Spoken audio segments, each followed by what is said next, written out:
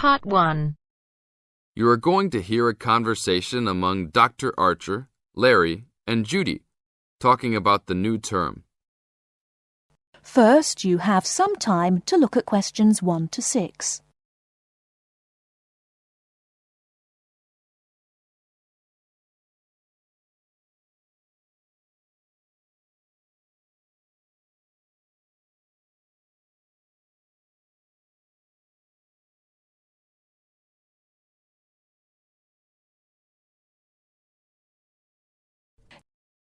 Okay, everybody, welcome back to the new term. I hope you've all had a good break and that you're keen to start on your research project. What I'd like to do this morning is to give you a chance to ask questions about the project, requirements, ways of approach, how to get help if you need it. Today is informal.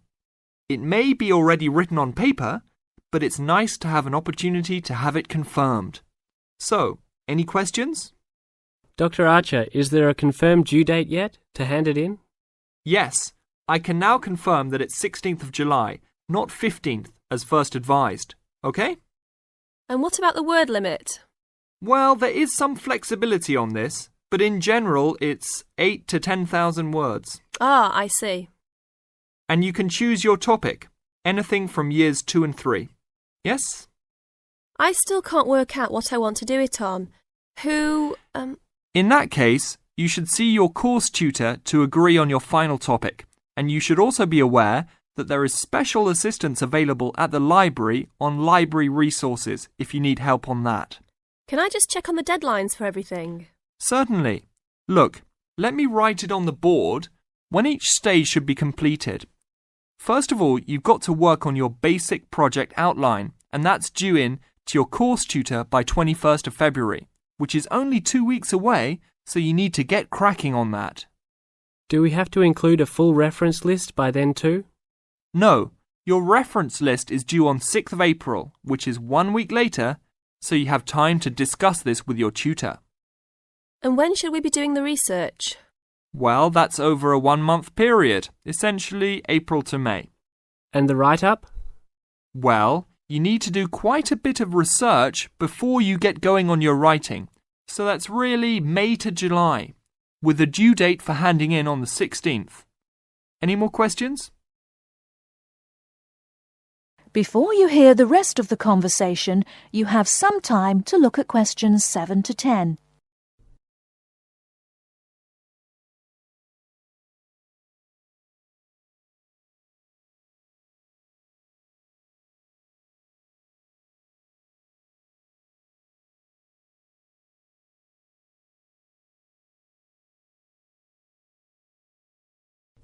Now listen and answer questions 7 to 10. Well, sir, just some advice really. It's about the research approach. Would you advise us to use some case studies? Well, Larry, I know these can be difficult to arrange sometimes, but I really feel they are of great benefit in this subject. You can always talk to your tutor if you're having difficulty. Yes? I've looked over some previous research projects that are in the library. Is that a good idea, sir? I heard. Okay. I don't think you should go through them in detail, especially at this early stage, or you might end up being influenced by them more than you realise. But yes, it really is about the best guide you can have to what's required to what's expected in this type of project. Sorry, Judy, I butted in on you. That's all right. It's just that I noticed one project was a joint one. They worked together as a pair. Is that a good idea? Yes, I remember that paper. Working in a pair can have some advantages, but to be frank, this is meant to be an individual project, so it's best to work on your own. About using subjects, is it okay if we use family members? Your own relatives? I don't see why not. They probably offer some advantages in terms of availability. Although you need to guard against possible effects on your research outcomes. So, you can if you want. Perhaps you should discuss this with your tutor if you plan to use relatives, so you can approach it in the best way. Okay, thanks. Okay then. Well, I hope we've been able to sort out a few things. You're welcome to see me at any time or drop me a note if you have any more queries. Fine, thanks. That is the end of part 1. You now have half a minute to check your answers.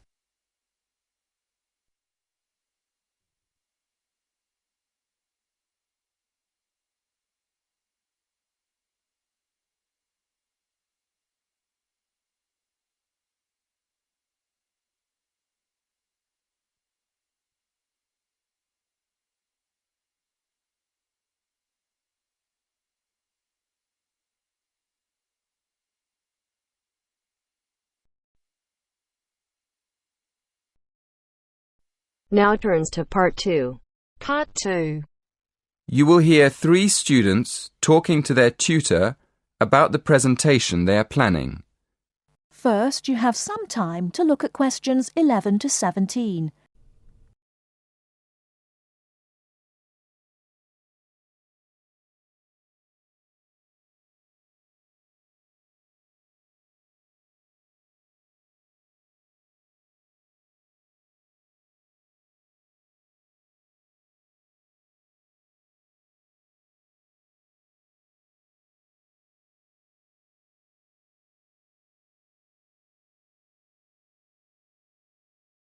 Now, listen carefully and answer questions 11 to 17.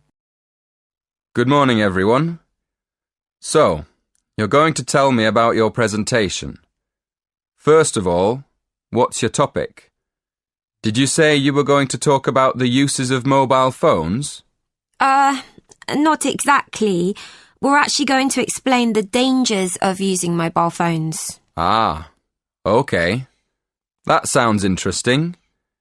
What are you going to discuss exactly? Well, we've planned to divide the presentation into 3 sections. We'll have an introduction explaining why we think it's important to understand the dangers of mobiles. Then, on the second slide, we'll have a list of the different types of danger. And then on the last slide, we're going to suggest ways of staying out of danger when you use a mobile. Yes, we want to start by telling the audience that using a mobile phone can be dangerous and then go into more detail in the next part. Okay, but before you talk about the dangers of mobiles, I think you should mention the advantages. You could put that in your introduction. It balances up the argument a bit. Oh, yes. I see what you mean. Right, we'll do that. So, shall we have a look at your presentation? Did you bring it with you? I've got it here on a memory stick. Can we show you on your computer? Yes, that's fine. Let's have a look. Right. As you say, you're going to add the advantages of using mobile phones to the first slide. Good. Who's going to explain the second slide with all the dangers? That's me. Do you think I've got enough detail? Yes. I think there's plenty of information, but I think it's all a bit mixed up at the moment. I mean, you've got dangers like getting headaches in the same list as having car accidents and being robbed in the street. They're all different types of danger, aren't they? I think you should divide them into groups, maybe under separate titles like health, accidents, and security. Oh, right. Yes, thank you. That'll make it much clearer to the audience. Okay. Now, in the third slide, you can put your suggestions for staying away from each of these dangers under separate titles. Before you hear the rest of the talk, you have some time to look at questions 18 to 20.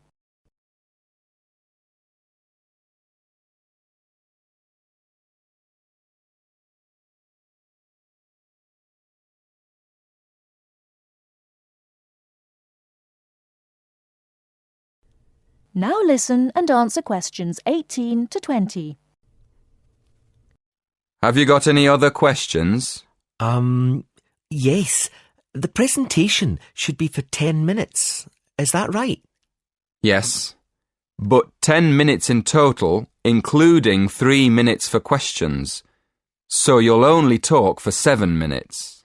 That's only 2 minutes each. We won't be able to say much in that time at all. That's why you have to plan what you're going to say carefully and make sure you only include the most important information. For instance, you won't have time to give examples, but you could put some images on your slides that show examples without spending time talking about them. Hey, that's a good idea.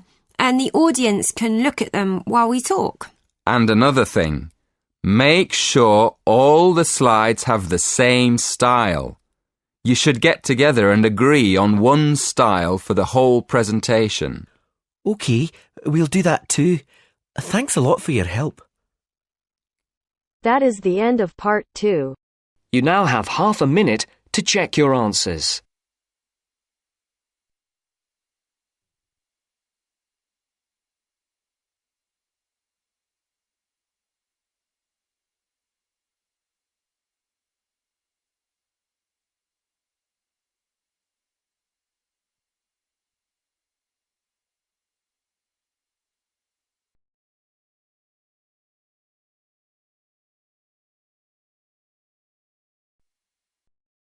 Now turns to part 3. Part 3.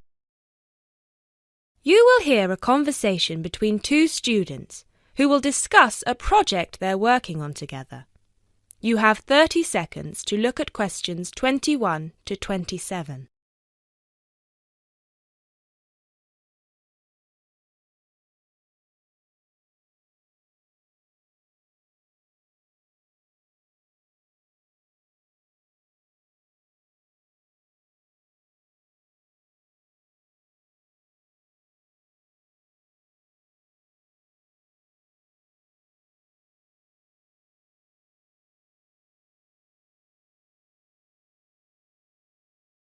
Hey Jess, glad you could make it. We've got a lot to discuss. Hi Matt. Yes, sorry I'm a bit late. I did bring all my notes with me. Yes, me too. Where shall we start? Well, I think it would be a good idea to clarify our objectives just one more time. Yes, good idea. Okay, here we are. We need to record, photograph, and identify the plant species in 10 1-square-meter plots. Does it say anything about where these plots should be and how they should be laid out? Ah, here it is. It says that all the plots need to be no more than 10 meters apart. And how do we choose them? Ah, this is the fun part. I remember this. Here we are. Make a 1-meter square frame using bamboo sticks available from the department stores. Yes, we've already done that. I know, I'm just reading the whole section. Okay. One person stands roughly in the middle of the chosen area and throws the frame. The other person uses a tape to mark out the square where the frame landed and returns frame to thrower. The thrower then turns a few degrees on the spot and throws again.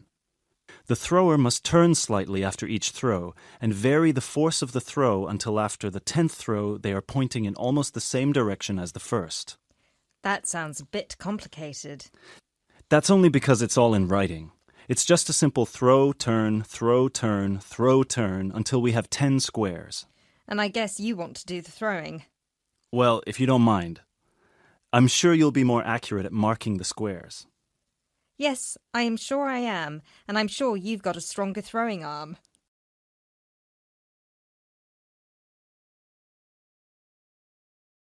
You now have 30 seconds to look at questions 28 to 30.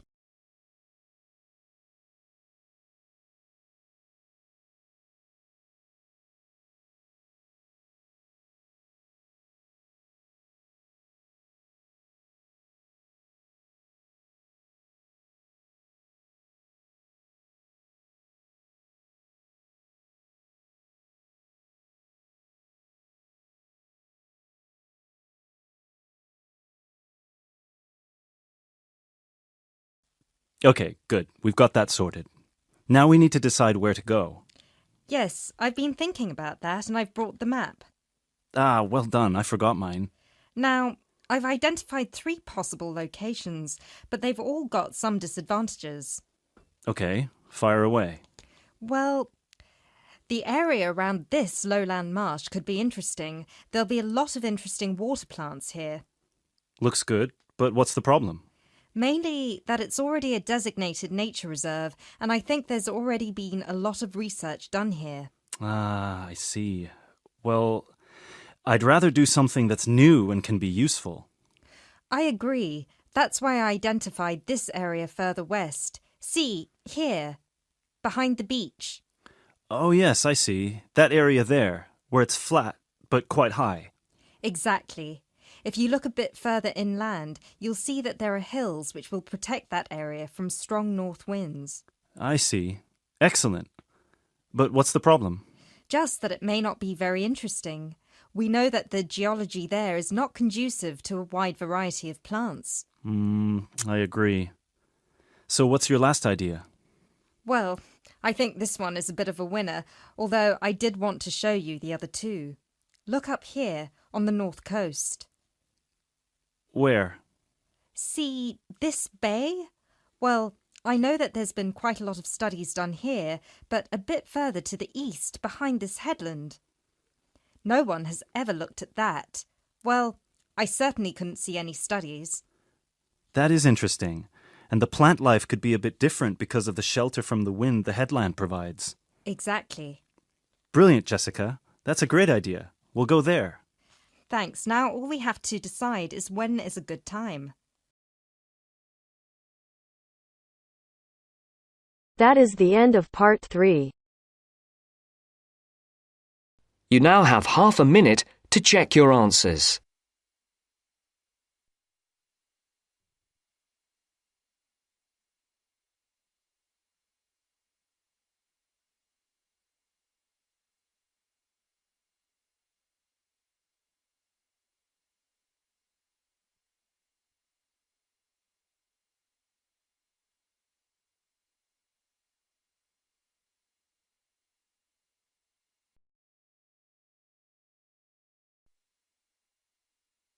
Now turns to part 4. Part 4. You will hear an environmental studies student giving a presentation about his project on saving an endangered species of plant. Now you have some time to look at questions 31 to 40.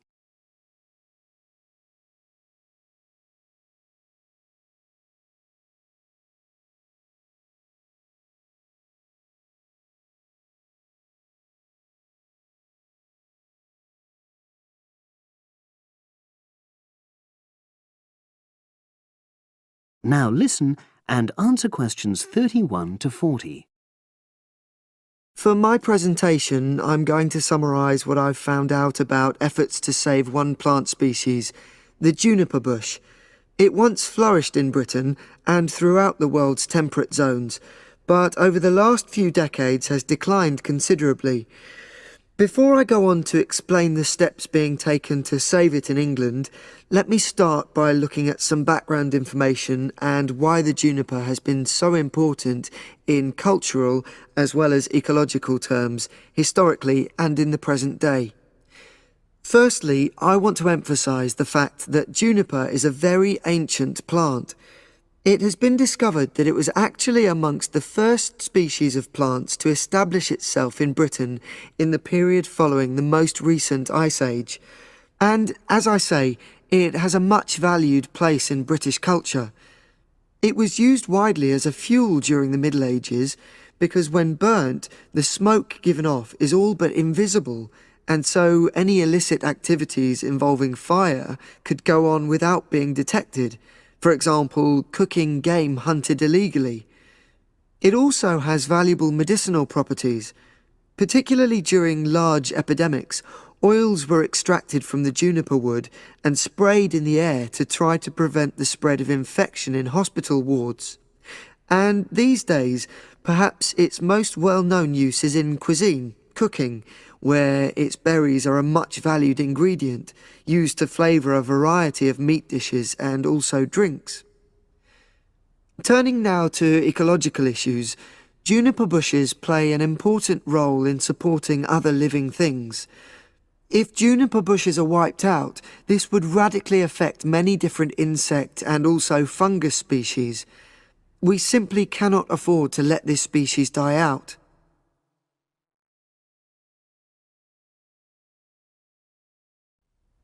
So, why is the juniper plant declining at such a rapid rate? Well, a survey conducted in the north and west of Britain in 2004-5 showed that a major problem is the fact that in present-day populations, ratios between the sexes are unbalanced, and without a proper mix of male and female, bushes don't get pollinated.